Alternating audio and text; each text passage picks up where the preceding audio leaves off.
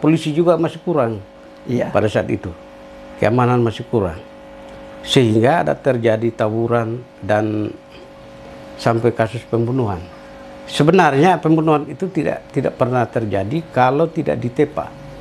Dia seorang diri. Bagaimana cara dia membela diri? Dan anak ini saya tahu persis mentalnya tidak. Tapi saya berpikir saya tidak pernah cari hal dari orang. Tetapi pihak keamanan membutuhkan orang yang sedikit berani. Saya pergi, tapi tidak ada kendala. Karena waktu itu Garnison juga langsung ikut benar ke sana karena laporan dari setiap pihak. Kayak kadang juga maaf beta harus omong di sini. Pertanyaan beta maaf beta harus pertanyakan di sini. Kayak kalau kubur di Kapadala tuh harus orang Kapadala yang kerja kubur. Kalau sonde kotong su nanti ada hal lah begitu.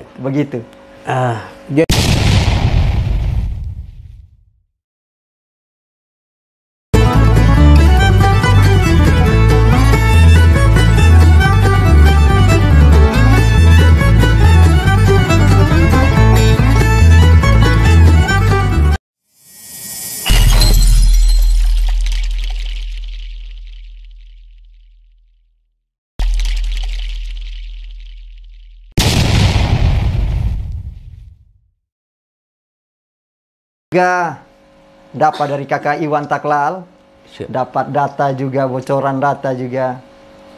Kakak mau dibilang tokoh lah Kapadala Air Nona. Dulu juga pernah ada gesekan juga RRD dengan Kapadala. Kakak juga hadir di situ sebagai salah seorang yang buat mediasi. Fasilitasi mediasi perdamaian kakak. Di pengalamannya ke mana kakak? Nah, polisi juga masih kurang pada saat itu, keamanan masih kurang, sehingga ada terjadi tawuran dan sampai kasus pembunuhan. Sebenarnya pembunuhan itu tidak pernah terjadi kalau tidak ditepa. Dia seorang diri. Bagaimana cara dia membela diri? Dan anak ini saya tahu persis mentalnya tidak nakal. Tetapi kalau orang cari hal itu dia pemberani. Adik-adik saya. Dia tidak tanggung-tanggung. Sampai ada yang korban jiwa. Itu fase yang kemudian. Dengan Nunleu, ini Nunleu dengan RRD. RRD, ya. Dengan Nunleu itu yang Pak Lurah, Pak Urip Rasmat. Karena Pak Lurah ini tahu komunitas ini yang biasa kacau-kacau dong ada bersama saya. Tetapi saya menghindari tidak beserta mereka dalam tawuran.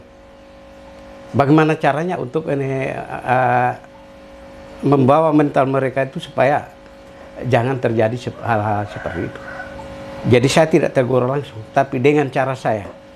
Dari situlah saya belajar berpolitik. Adik-adik saya tidak tersinggung, orang lain juga tidak tersinggung. Sampai pada satu ketika karena sering terjadinya tawuran, maka Garnison turun, polisi turun, diminta ada seperti utusan dari kita ini mencoba supaya ini naik oto, jangan sampai ada yang tepa, tidak ada yang berani. Tapi saya berpikir saya tidak pernah cari hal dari orang, tetapi pihak keamanan membutuhkan orang yang sedikit berani. Saya pergi, tapi tidak ada kendala. Karena waktu itu Garnison juga langsung ikut benar ke sana karena laporan dari setiap pihak itu kan pasti ada. Kakak, berikutnya kakak, beta kepingin minta kakak pun pandangan. Sekarang kakak di Kapadala. Tentang pekuburan Kapadala. Bisa ke sana kakak? Dia pun menurut kakak, dia pun pengelolaan sekarang atau ke mana? Kayak kadang juga maaf beta harus omong di sini. Pertanyaan beta maaf beta harus pertanyakan di sini. Kayak kalau kubur di Kapadala tuh harus orang Kapadala yang kerja kubur. Kalau sonde kotong su nanti ada hal lah begitu.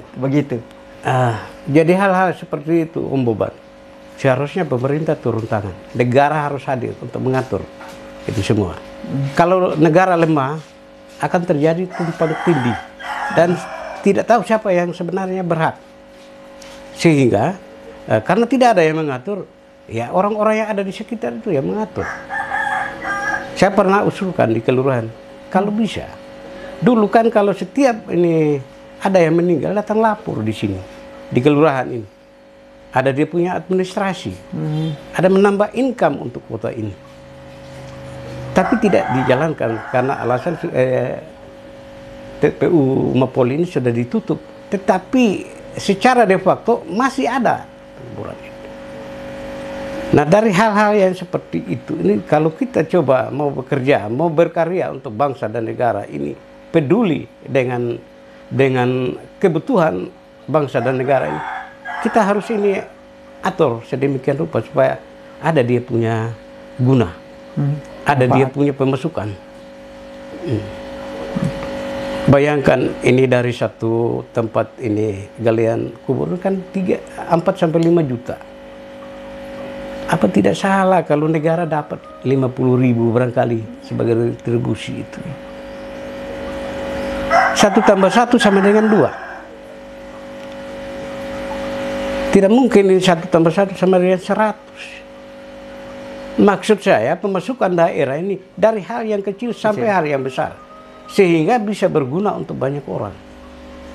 Siap. Kakak beta mau kepingin tanya Kakak Thomas, Kakak pun cara pendekatan dengan adik-adik dan warga sekarang, kok guyup gaul begitu. Pendekatannya seperti apa kalau Kakak sendiri? Kalau terhadap masyarakat itu saya hormat. Karena kepercayaan mereka itu ada di pundak saya. Saya lebih jantan, lebih berani ketika saya bisa menyampaikan aspirasi masyarakat itu. Tanpa takut, tanpa gentar pun resikonya. Demi kebutuhan warga yang ada itu. Pernah ada kejadian, sudahlah, sudah terjawab itu. Tidak baik juga kalau kita buka. Nanti saudara-saudara kita yang tidak bernyali nanti. Kakak juga bersuara, beta juga dapat dari Kakak Iwan, Kakak juga bersuara tentang kemarin beta juga belum terkait dengan kantor lurah Air Nona nih. Ya, jadi waktu bos Rembang kecamatan, karena perwakilan dari kecamatan sudah menyetujui supaya kita semua hadir. Tetapi saya setelah sampai waktunya itu banyak yang dengar, tapi saya telepon terus. Jangan jadi pengecut. Ada tanggung jawab kita terhadap kelurahan Air Nona. Karena kita ini mitra pemerintah. Kita bukan cari untuk pribadi. Kita cari untuk kebutuhan orang banyak. Sehingga tidak pernah gentar. Walaupun tingkat pendidikan saya kurang, tapi risiko apapun saya siap menghadapi. Terbawa mental dari muda. Mental yang dari muda yang... Bukan juga dari muda, mungkin pengaruh gen dari orang tua saya. Dari bapak saya. Karena bapak saya itu kepala desa 19 tahun. Dari tahun Gestapo. Gestapo. Makanya tidak terjadi pembunuhan di Sabut Timur itu. Orang tua saya bersama tua-tua ada buat ritual khusus. Hanya disuguhkan ini kelapa 4 biji. Air kelapa 4 biji. Dingin hati mereka. Sampai Kapten Kana bilang, "Hukijita, kamu buat apa di air kelapa ini?" Bapak saya bilang, "Kenapa, Pak? Kok kita buat hati dingin, tidak sampai hati bunuh orang." Kakak, tadi agak yang terlewatkan. Ada yang terlewatkan, Kakak. Dari giat yang tanda kutip hitam, kota omong hitam, bola guling, dan memutuskan 2003 untuk berhenti dari itu giat. Dan memilih jadi, jangan bantah beta, pengusaha sekarang. Jadi pengusaha sekarang, Kakak. Kan hasil pasti ada beta rasa, ada dilema. Hasil bola guling ini kan ngeri, besar sekali, dan Kakak mulai dari nol usaha. Itu rasa kosannya, Kakak. Jadi baik, ini adik Boban. Sesuatu yang kita dapat gampang akan pergi dengan gampang. Tapi sesuatu yang kita cari dari susah payah akan berpikir juga untuk mengeluarkan. Tetapi memang terbawa dari itu sehingga orang berpikir saya berkecimpung di dunia hitam. Tetapi ada manfaat dari situ. Apa? Pola hidup saya. Sehingga apa yang menjadi berkat, saluran berkat dari Yang Maha Kuasa itu tidak serta-merta itu menjadi hak tulen pribadi saya. Ada hak orang lain. Saya tidak usah cerita. Begitu, itu yang Ya. Kakak Thomas rasakan. Ya. Karena biasa kan setelah kita bubar, hitung uang kemenangan. Bagi dahulu ini konjak, istilah konjak anak buahnya. Ya. Baru kemudian yang datang hadir dengan kita bersaudara dulu. Ada hak mereka, mereka ikut lihat. Begitu. Kakak, ketemu semua masuk segmen terakhir, Kakak Thomas. Iya, siap. Kakak Thomas, terakhir mungkin Kakak Thomas sebagai penutup, mungkin Kakak Thomas punya harapan, pandangan atau kesimpulan dari Kotong Pembaca Rita ini siang, sekaligus juga mungkin tentang Kotong pun kehidupan, Kotong punya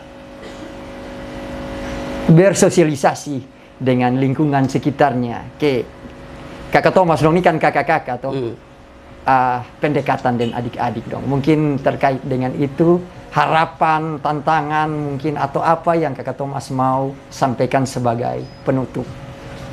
Jadi banyak orang yang mau jadi pemimpin, sementara dia tidak tahu tugas kepemimpinan seperti apa.